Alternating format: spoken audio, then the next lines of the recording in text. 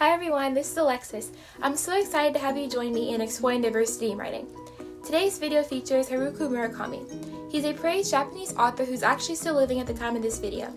It seems to me like many people think that the most renowned authors have all passed away or they wrote works a really long time ago. And while many great authors are deceased, I really want to point out to modern readers that contemporary writers are still crafting deep, meaningful pieces, though perhaps in a more relatable context. So if you're a runner, then you can definitely relate to Murakami in some level. Murakami incorporates running into his routine, and he does it in between writing. In his memoir, What I Talk About When I Talk About Running, he discusses how running led him to be a more productive writer and contributed to his success and recognition. So I would assume he's probably harnessing a lot of creative energy and fostering ideas through running, and we might be seeing his channeling of these ideas when we read his writing. As a runner myself, I can say with certainty that I do find a lot of clarity in running, and it really does provide me with time to let my mind wander or time to reflect and explore my ideas as I keep pushing onward through my running. So to me, finding inspiration to write from running is something that I don't hear a lot from writers, like when they're talking about what inspires them to write.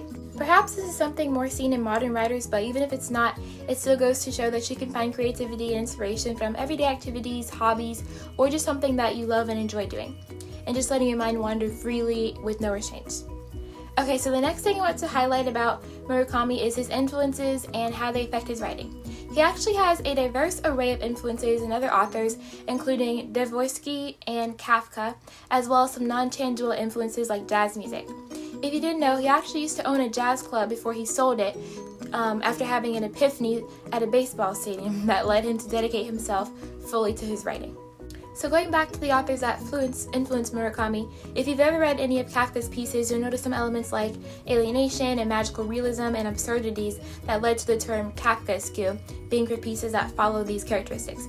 Personally, I've read The Metamorphoses by Kafka, and it was about a guy who was somewhat isolated from his family physically and emotionally when he was transformed into a large beetle. So in many of Murakami's works, he incorporates some Kafkaesque elements that really make his pieces more memorable and stand out.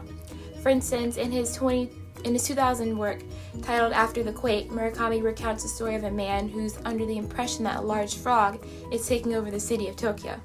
I think Murakami's reading of authors like Kafka, as well as the epiphanies he had at the beginning of his career, contributed to opening his mind in such a way that led him to exhibit such great creativity through his writing. So the third point I want to make about Murakami is how his experiences living in Japan are reflected in his writing. Many Americans and others from different nations read his work, and hearing about the experiences that are illustrated in his writing can be really eye-opening for them. In Japan in 1995, major traumatic events happened in Japan, including the Kobe earthquake and the Tokyo subway sarin attack, in which domestic terrorists unleashed a poisonous gas upon subway riders. These events compelled Murakami to move back to Japan from America and find out more information and insight into the impacts of these events by having discussions with survivors and those directly impacted. Afterwards, Murakami expressed his realization of the darkness found in history and society, instead of just darkness within an individual. This statement really got me thinking, because I know everyone goes through personal struggles and circumstances that might show them the darker sides of life, but it's also essential for people to take the time to learn about and closely examine the darker sides of their country's history or society's beliefs. You can think about what's changed over time and why, what hasn't changed and why, and what the history represents about the society itself. So I love how Murakami introduces this discussion and insight into his writing, as it's something everyone should take the time to think about. Everyone's been through different life experiences, and so by reading work from a diverse variety of authors, we see the impacts of these experiences, and we're able to open our minds to the world around us. Well, that's all for today. Hopefully you enjoyed this video and learned something new about an author that perhaps you haven't heard of before, or perhaps you gained some insight and learned something from these ideas we discussed and got your mind moving. If you'd like to learn more about diversity in writing, continue watching the rest of this video series, and I hope to see you guys in my next video.